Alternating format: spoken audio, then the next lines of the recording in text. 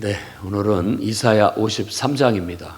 이사야 53장은 너무나도 잘 알려진 성경입니다. 그래서 신약 성경에서도 예수 그리스도의 그런 십자가의 죽음, 그 의미를 말할 때 바로 이 말씀이 인용되고 있기 때문에 그렇습니다.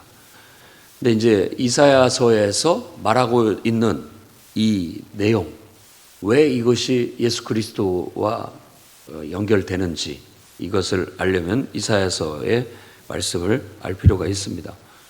그래서 어제 52장도 그렇고 이제 그 부분에 누군가의 희생, 누군가의 어떤 희생 제사 같은 그런 것들이 결국은 많은 사람들의 허물과 죄를 담당한다라는 것을 말해주고 있어요. 그리고 하나님의 뜻과 역사를 이루기 위해서 하나님께 붙들려 쓰여지는 그 사람, 그것이 하나님의 종, 주의 종이라고 한다면 그들은 바로 기꺼이 주님을 위해서 이런 아무 어떤 자기의 잘못이 없음에도 불구하고 고난을 당하거나 또 죽임을 당하는 이 일을 묵묵히 받아들인다.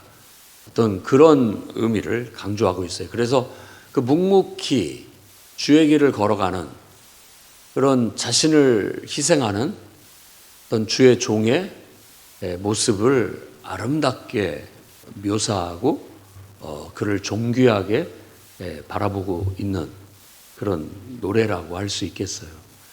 근데 우리 눈에는 그런 사람이 과연 존귀하게 보이더냐라는 거예요.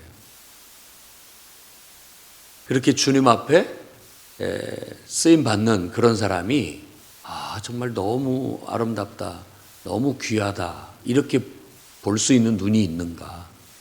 우리가 보통 생각할 때는 아이고 안 됐구만 이런 정도. 그리고 무슨 죄를 졌기에 저런 처벌을 받나 이런 식으로 죄인 취급을 하더라라는 거예요. 그리고 주님 앞에 쓰임 받는 종에 대해서 우리가 참 귀하게 여기지를 않아요. 그런 어떤 인간의 본성들. 그러나 그런 걸로 인해서 원망하거나 불평하거나 그걸로 인해서 어떤 인생을 한탄하거나 이렇게 하지 않고 묵묵히 그래서 하나님의 뜻, 하나님의 그 계획 그것이 이 희생을 통해서 성취되기를 바라는 마음에서 그 일로 인해서 이루어지게 될 미래, 그 일로 인해서 나 다음에 어떤 후손들이 어떤 구원을 받고 또 더 나은 결과를 가져오게 되는 것들을 바라면서 묵묵히 그 길을 걸어가는 숭고한 희생을 치르는 사람에 대한 노래예요. 근데 이것이 이제 이스라엘의 역사로 본다면 항상 그 성경에서 중요시 여기는 것은 어떤 성전, 예루살렘 성전과 관련이 되어 있습니다. 다윗 왕도 그렇고 솔로몬도 그렇고 지금 바벨론에 의해서 성전이 파괴된 것도 굉장한 의미가 있는 거고 다시 바사 왕국의 페르시아 제국의 고레스라고 하는 황제가 예루살렘으로 돌아가서 너희들은 거기에다 성전을 여호와를 위한 성전을 재건해라 라는 명을 내리는 그것이 아주 큰 사건이에요. 그리고 포로로 끌려가서 70여 년을 살던 사람들이 다시 돌아와서 예루살렘에 돌아와서 새롭게 터전을 잡고 성전을 재건하는 건 우리가 생각하는 것만큼 쉬운 일이 아닙니다. 그러니까 그 일을 위해서 함께 가자라고 했을 때 나도 좋다. 나도 이 한 몸 바쳐서 가가지고 성전을 짓자. 이런 비전을 함께 갖고 돌아올 수 있는 사람들이 그렇게 많지 않았고 또 쉬운 일이 아니었다라는 거예요. 근데 그것은 어쩌면 숭고한 희생이죠. 이 나라를 위해 피를 흘려 이 나라를 지키고 또 후손들의 터전을 지키기 위해서 과감히 자기의 목숨을 내놓았던 순국 선열들과 같은 그런 순교자의 마음, 이런 마음이 없이는 이렇게 할 수가 없었던 것이죠. 그래서 우리는 늘 그런 정신이 위대하기 때문에 그 위대함을 이렇게 치하하고 있는 거죠. 그런 무진 애를 쓰고 고생 끝에 예루살렘에 돌아왔고 완전히 황량한 그곳에 이제 뭐 가진 것도 별로 없는 상황 속에서 어떻게 성전 기초를 쌓고 그래서 뭔가를 해보려고 했는데 사람들은 미온적이고 적극적으로 잘 돕지 않고 또 대적은 있어서 거기다 성전 짓는 것을 방해하는 회방꾼들이 있고 그런 속에서 고군분투하는 지도자의 모습이 이 말씀의 배경 속에 있습니다. 그 지도자는 수룹바벨이요, 대제사장 여호수아요, 학개와 스가랴, 우리가 알 수 있는 그런 사람들이죠. 성전 건축이 쉽지가 않았습니다. 막 기쁜 마음에 사명감을 갖고 왔지만 그 황량한 땅에 다시 성전을 짓는다는 것 그 자체가 물질적으로도 또 인력으로도 또 여러 가지 방해 이런 것들로 굉장히 어려움을 겪고 있었던 것이에요.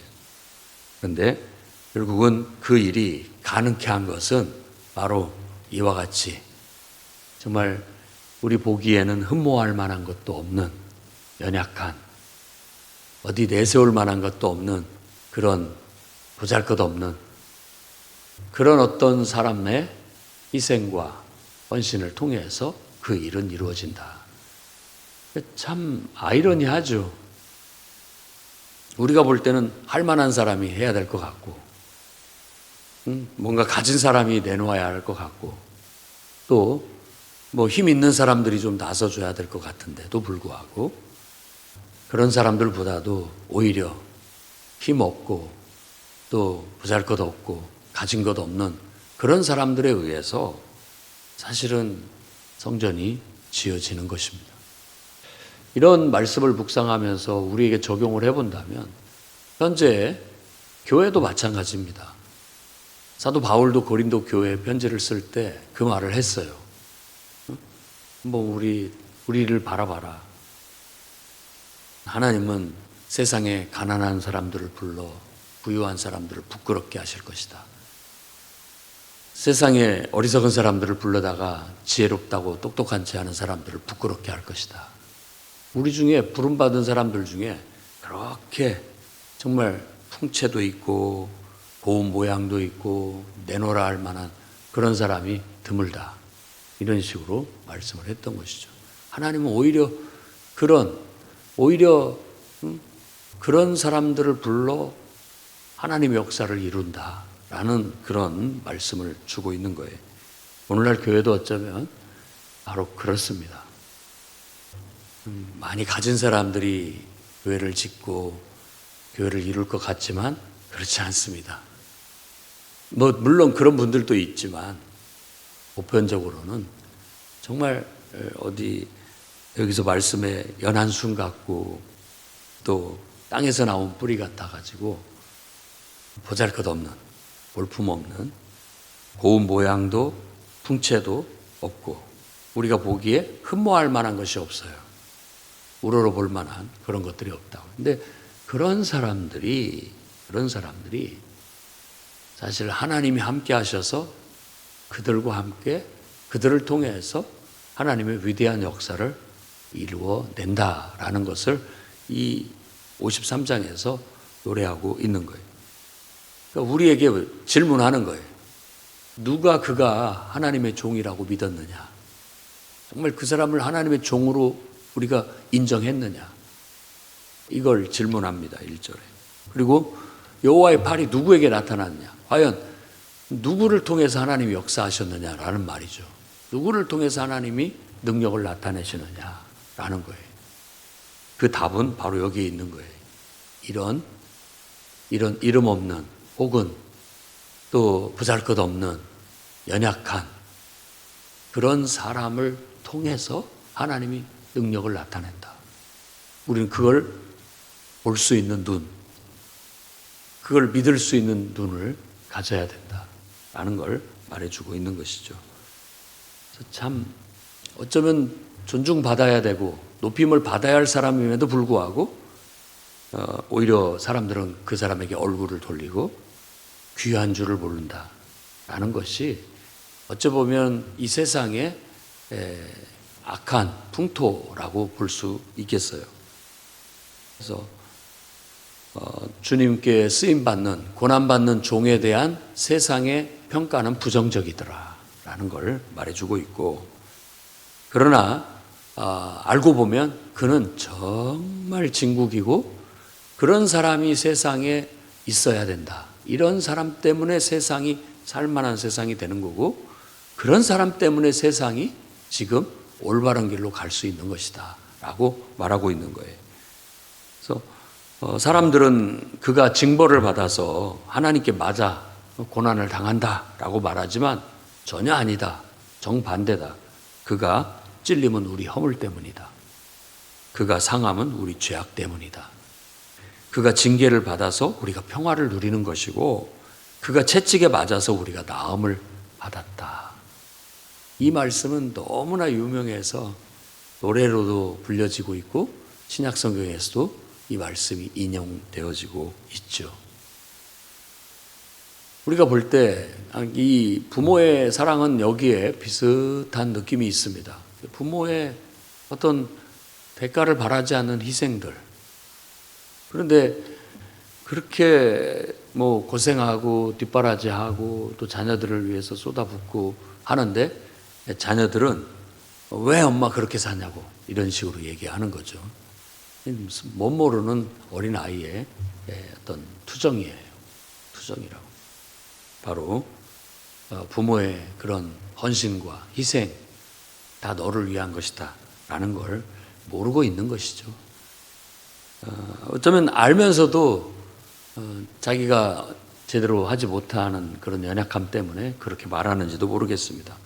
그러니까 이게 죄악에 빠진 인간과 하나님과의 관계가 딱 그 모습이에요. 어떻게 보면 삐뚤어진 아들과 부모의 모습과 관계가 비슷하더라라는 걸 느낄 수가 있어요. 정말 누구를 위한 것이냐 이거예요.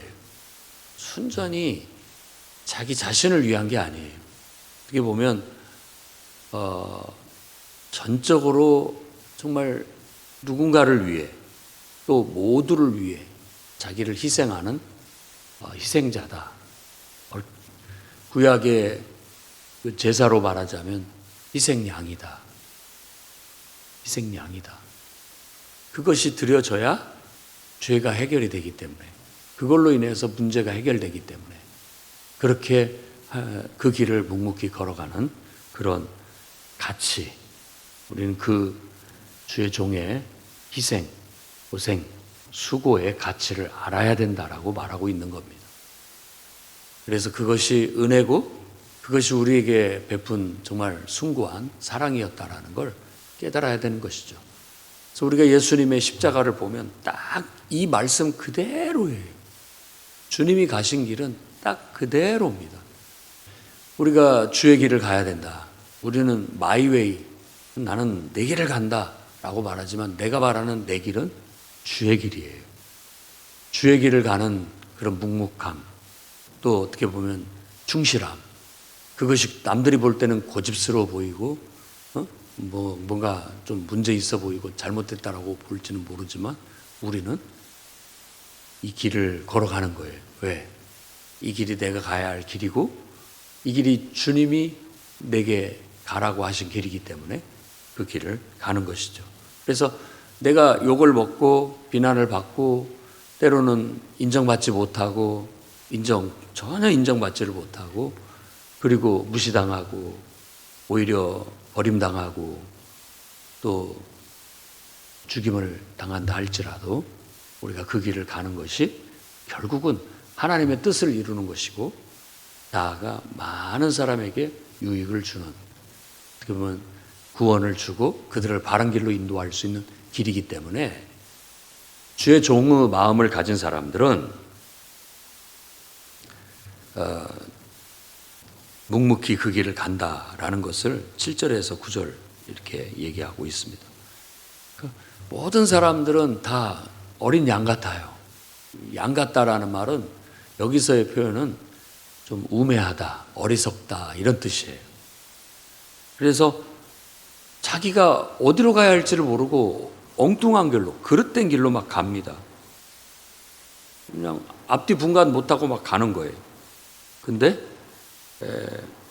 그런 어떤 허물, 죄를 담당해서 그 어리석고 미련한 어린 양 같은 영혼들을 올바른 길로, 생명의 길로 인도하기 위해서 바로 하나님은 그 죄악을 누군가에게 담당시켰다라고 말하는 거예요. 우리는 그를 주의 종이라고 하고, 그가 바로 가장 완벽하게 이 말씀대로 성취하신 분은 예수 그리스도라는 것이죠. 그렇기 때문에 우리는 예수 그리스도의 희생을 노래하고, 그것이 하나님의 정말 엄청난 우리를 향한 사랑이고 너무나 위대한 그런 희생이다라고 믿기 때문에, 그런 희생정신 우리는 본받아서 우리도 그 길을 가야 된다라는 어떤 믿음의 기치로 십자가를 기독교의 상징으로 삼고 있는 거예요. 그래서 오히려 고생하고 수고하는 것을 이렇게 숭상하는 그런 곳이 바로 이 예수를 믿는 사람들입니다.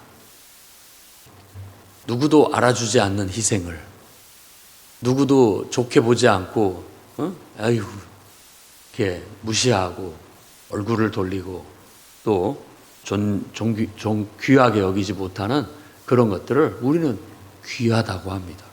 그리고 그것이 세상을 구원하는 길이요, 그것이 바로 생명의 길이다, 모두가 복되게 살 수 있는 길이다라고 그렇게 말하고 있는 거예요. 그런데 기독교 신앙을 접하면서 많은 사람들이 그런 어떤 그리스도의 희생정신, 성경에서 말하는 이렇게 주의 종의 종으로서 하나님께 고난과 이런 역경과에 맞서 싸우면서 희생하는 그 위대한 정신은 쏙 빼버리고 하나님을 믿고 하나님을 통해서 잘 되기만을 바라는, 그게 나쁘다고 말하는 건 아닙니다. 그거보다도 더 높은 뜻을 우리가 추구해야 되는데, 낮은 데에서 그래서 기도 응답받고 그냥 문제 해결받고 잘 되기를 바라는, 우리는 어린 양과 같은 그런 입장에 있는 거예요. 철부지 어린애처럼 떼쓰고 못 모르고 원망하고 불평하고 짜증내고 뭐 해달라고 요구하고 그런 입장이죠. 그런데 그런 것들이 다 우리에게 주어지기 위해서는 누군가의 희생이 있다라는 것은 모르는 거예요. 희생 없이 주어지는 건 없습니다. 어떻게 보면 저 부자들도 저 권세 있는 자들도 그 부유함은 누군가의 희생을 갖고 있는 거예요. 희생 때문에 자기가 갖고 있는 거라고. 그 권력도 누군가의 희생을 통해서 얻은 것들이라고요. 그러면 귀한 줄 알아야 되는데, 자만과 오만에 빠진 인간들은 그럴 줄을 모르고 그것이 자기 것인 양, 자기의 소유물인 양 제멋대로 그것들을 발휘함으로써 또 다른 죄를 짓게 되는 겁니다. 우리 모두가 어떻게 보면 그리스도를 믿는다라는 것, 그리고 신앙을 가지고 그리스도를 따른다라는 것은 바로 이런 주의 길을 걷겠다라는 뜻이에요. 그래서 항상 마음을 그렇게 가지십시오. 우리가 가는 길은 누가 잘 인정하지 않을 수 있다. 그리고 여러분을 귀하게 여겨주지 않을 수 있다. 되려 어떤 범죄자 취급을 할 수도 있다. 또 어떤 의미에서 우리를 학대하고 핍박하고 멸시할 수 있다. 그리고 그 일 때문에 죽을 수도 있다라는 마음을 가지고 가야 우리가 이 길을 갈 수가 있습니다. 그런데 그 길을 갈 때 우리는 마치 입을 열지 않은, 어떻게 보면 곤욕을 당하고 괴로움을 당하는데도 불구하고 입을 열지 않은 그런 모습, 그리고 도수장으로 끌려가는 어린 양같이 묵묵히 끌려가는 것 같고, 털 깎는 자 앞에서 잠잠히 몸을 맡기고 있는 양같이, 그게 바로 어떻게 보면 주의 종의 길이에요. 주님의 길을 걷는 사람의 태도인 것이죠. 딱히 할 말이 없어요. 뭐 내가 이걸로 인해서 감사하기도 그렇고, 그렇다고 해서 원망하기도 그렇고, 다만 우리들 마음속에는 우리가 사랑하는, 또 나를 창조하신, 나를 선택하시고 나에게 이 사명을 주신 그분의 사명만 생각하는 것이죠. 그게 이루어지기를. 그러면서 묵묵히 참고 견디고 가는 모습을 도수장으로 끌려가는 어린 양, 털 깎는 자 앞에 잠잠한 어린 양으로 비유해서 말하고 있는 거예요. 그래서 실제로 곤욕을 당하고 신문을 당하고 끌려갔으나, 이렇게 얘기하는 거 보면 그 시대에 누군가가 이렇게 죄인으로 몰려서 곤욕을 당하고 또 신문을 당하고 끌려갔다라는 걸 알 수 있어요. 근데 이 사람이 여기서 이사야서에서 구체적으로 누군지 밝히지 않아요. 이름을 밝히지 않는다. 그냥 여기서 말하는 뉘앙스로 본다면 정말 순수한 이름 없는 어떤 사람으로 그냥 그라고 얘기하고 있어요. 그가 역사적으로 본다면 수룹바벨일 수 있어요. 스가랴서나 이런 말씀을 보면 바로 그 두 증인이라고 나오는 두 감람나무가 나오는데, 그들이 정말 이 백성들을 설득하고 또 성전을 재건하는데 그 일을 위해서 밖으로는 방해하는 원수들과 싸우고 안으로는 말 따르지 않는 백성들과 다투면서 그 일을 해나가다가 아마 그가 미움을 받고 죄수로 몰려 결국은 사형을 당하는 그런 일이 있었다라고 암시적으로 얘기를 하고 있어요. 그러니까 이 모습이 딱 예수 그리스도의 예표가 되는 거예요.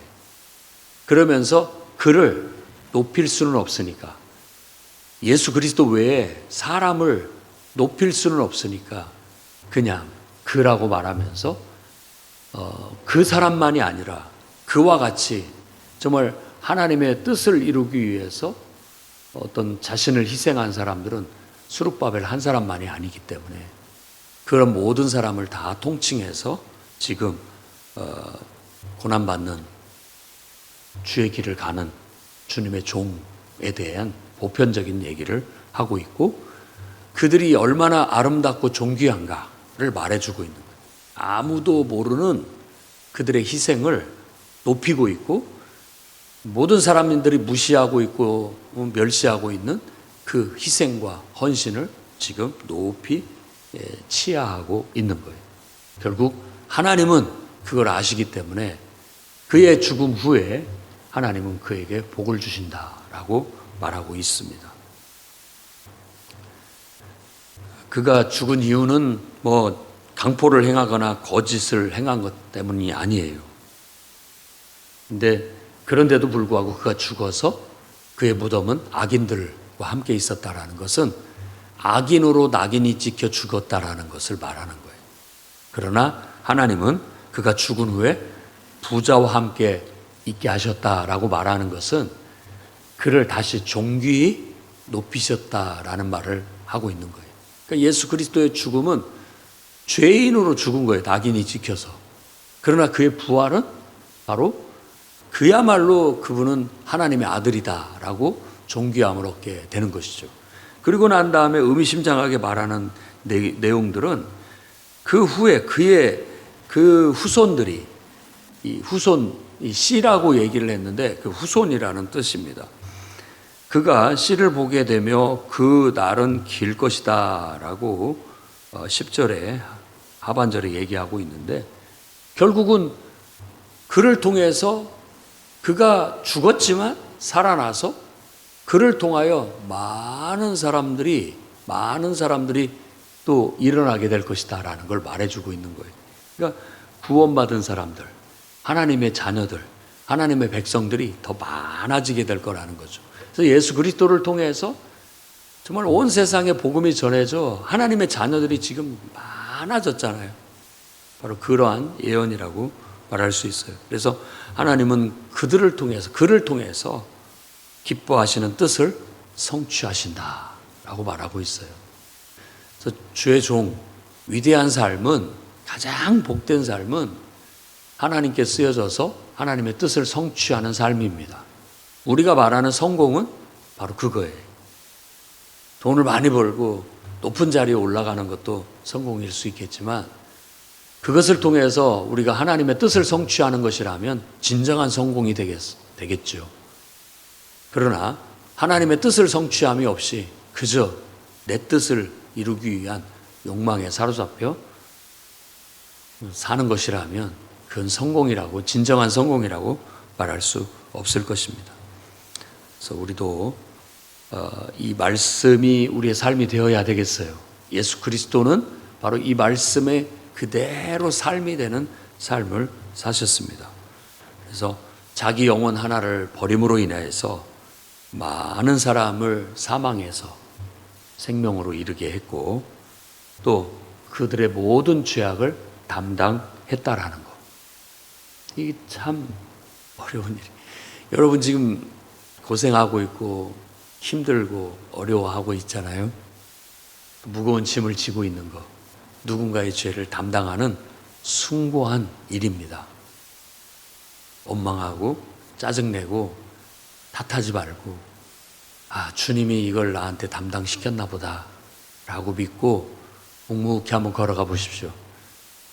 그렇다면 주님이 언젠가 여러분들을 통해서 그 죄악이 다 상쇄가 되고 하나님의 축복이 임하는 걸 보게 될 것입니다.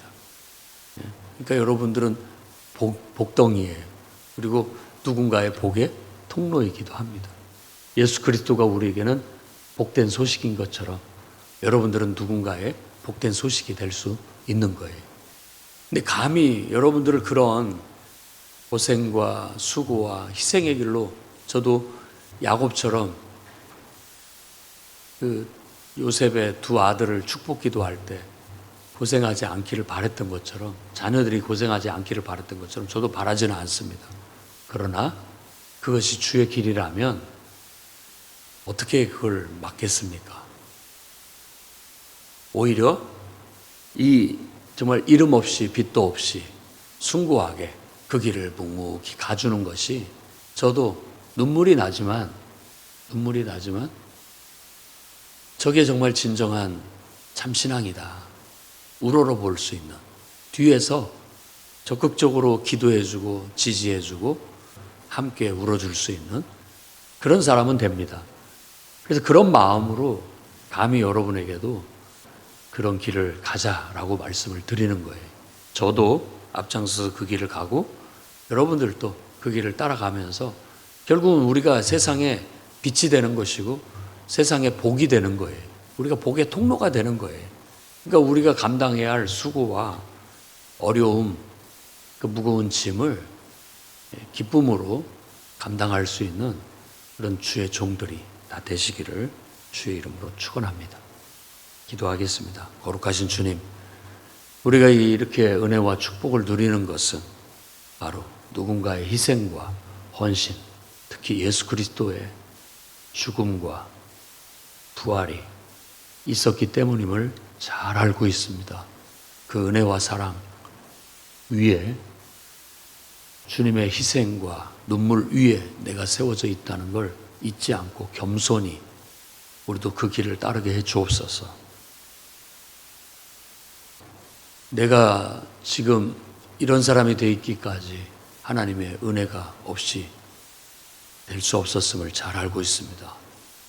부모를 통하여 많은 희생을 받았고 헌신을 받았고, 또 많은 사람들이 나 때문에 고생하고 힘들어하고 또 나에게 많은 것을 베풀었기에 오늘의 내가 있음을 깨닫습니다. 이루었다 하더라도 겸손하게 하시고, 또 나도 누군가를 위해 복이 되고, 또 누군가를 위해 희생하며 복의 통로가 되어야 함을, 그 사명이 있음을 잊지 않고 주의 길을 걸어가게 해 주옵소서. 예수님 이름으로 기도드립니다.